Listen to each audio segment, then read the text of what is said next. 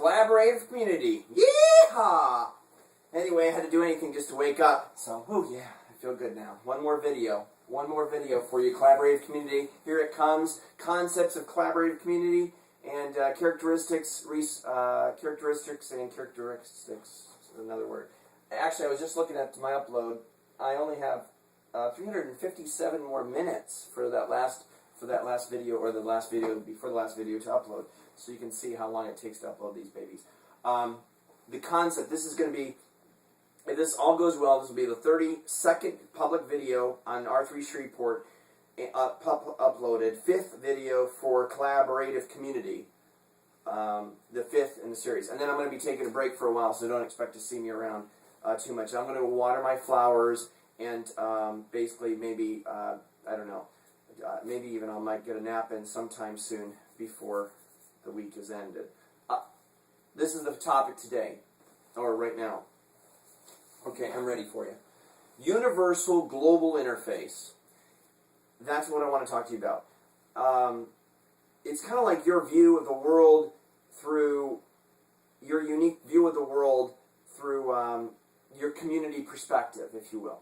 This universal global interface. Let me explain. First of all, whatever collaborative community you have, this is a characteristic you should consider if you're a collaborative community. You've got to get your citizens, just like Centersport's doing the same thing, you've got to get your citizens out there to have a single user interface to connect with all these kind of technologies.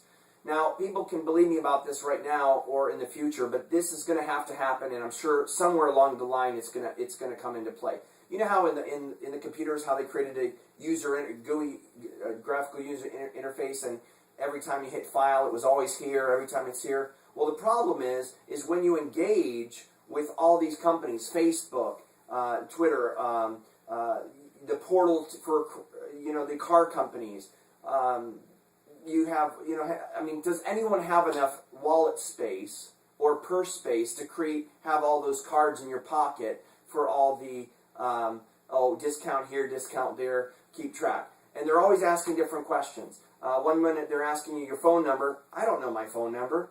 I know my social security number, but they're always asking. One company asked phone number, one asked where your address was. Then they asked, who was your best friend when you were 5 years old? I'm like, what the heck? I mean, we're getting where we can't even access our accounts, but every fraud person can, because they know more about us than we do. So what is this graphical user interface? Last video you have to hear me slur. There again, I have to say each time, this is when I get really, really tired. I have not been drinking except power drinks. Monster is what I drink right now, which I'll probably do an ad for, to try to get sponsorship for. Just a little tidbit out there. But anyway, that's what I drink. So I'm really tired, but the graphical user interface, you're going to have to create one if you're a collaborative community. Now, let's say IBM has a collaborative community. Let's say SharePoint. I'm gonna keep picking on SharePoint. Let's say SharePoint actually finally gets a collaborative community going. Well, they have a unique way where they interface their citizens, and it connects them to everything SharePoint. So you have one user interface, and it connects you to everything SharePoint. Every forum, every blog, every technology, everything. But you have one interface. That's the key. Now, the best way I can describe this is what we're doing as Centerport. And let me give you an example. We actually, as Centerport, Centerport is a collaborative community using the R3 model applied to SharePoint. Now, what does that mean? Our citizens, or future citizens, we are going to be getting them on what's called we call an R3 portal. Microsoft SharePoint calls it a site. We create a site for them, and we create this user interface, this unique user interface that breaks things down under the R3. And if you understand the R3 model, I haven't talked about this step yet, but the R3 model is cube-based. What, why, who, how, where, when. I'll get you all confused there. But that corresponds to a vision statement, philosophy statement, mission statement, mission statement, purpose statement, mission statement, tactic statement, and tactic statement and strategy statement. I know there's like 6 directional statements. It kind of does away with the mission statement, and that's a whole other thing in the R3 model. But basically, what it does is it standardizes people's way of interacting with one another through as their citizens. But it also allows, basically, it creates, the way we're saluting it is we create one single portal for the person. So when they log in, our goal is when they log in, they don't go right to Facebook. They don't go right to Twitter. They don't go right to wherever they do. We actually engineer an interface for them with an R3 model. And I'm so sorry I gave out those directional statements. That's going to probably confuse the heck out of you guys. You're going to have to go back to the R3 model and educate yourself on that stuff. It's kind of advanced stuff, really. Everybody doesn't have to have that. Only us advanced R3s that are trying to become and produce more and more. Anyway, that's for another time. But I want you to understand, like for me, I'm developing myself as an R3. I'm Tree Breeze. You hear me say it again and again. Tree Breeze strengthens personalities. How do I do that? Every behavior I do, this is a behavior. I do all things. I water my flowers so that I strengthen personalities of people that walk by where I live, whatever. Everything that I do can be boiled down to that one single behavior. Well, how did that translate into an individual portal? Also, there's like we have portals that are for individuals, for projects, for businesses, and for communities. But what we do is they're able to connect with each other. Like let's say like I have a portal and I have everything. I have forums on there. I have ways to connect to my YouTube, to everything I connect. I have one interface. But it also is a way, if you understand SharePoint and how it works. It actually is using what's called content types. You don't need to know what it is, but on the top level, basically, it's standardizing things throughout from the top down. So the terminology I don't want to confuse you through taxonomy and all that stuff, but just let me say, how do I simplify this so you just understand the point, the value added?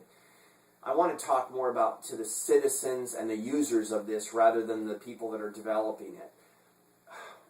When I log in, basically, I have everything streamlined so I can connect to things. But I also am allowed to shut it down and allow people to interact with it. For instance, in Facebook, you either have friends or you don't have friends. You can't layer your friends. I wish they would layer their friends. So if I have to prune, I have to kick out my friends. I don't have to want to kick out my friends, but I want to say, these are my internal friends, these are my external friends, these are my acquaintances, these are my whatever, but you can't set permissions that way.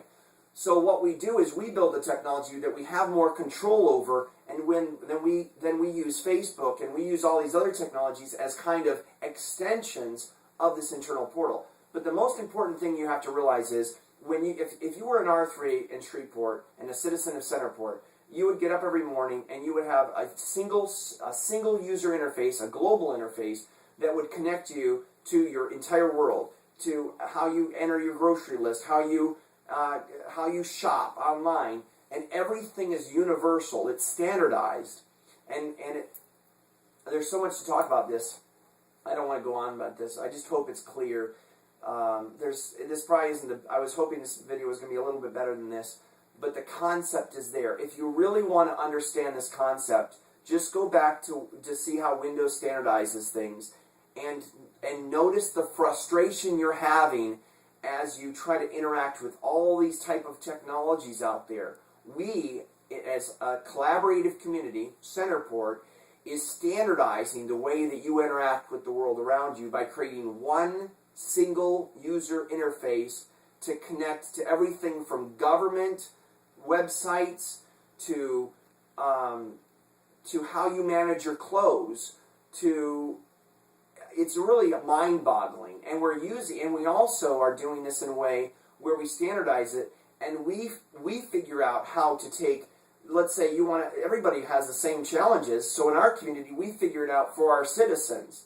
So if we have our planner and we want our contacts to line up with the ones online. So we make sure we have technologies and we fix those things for us. If they need support, they call us and we make sure that they have all this taken care of. I don't know. Maybe I'll just delete this video. Or maybe I'll just post it for a time. But this is my last video for a while. I'm exhausted, but thank you so much for hanging in there with me. You guys have been great, those that are asking questions. Try to sift through kind of the concept itself, what I'm asking for, and I probably pushed it a little too hard because I was so tired the last few days. But I wanted to get a few concepts out there. Ask me questions about this global user interface, so I don't have to have the guilt feeling of making that this was the worst video ever created in the history of mankind. And then I can basically create new videos off this global user interface. What do they say? Good night and good luck, or whatever they say. But good night, because I am going to bed soon. I'm tired, and it's June 27th. But I think my days have been strung on for the last 3 days. Thank you so much. I'll see you soon.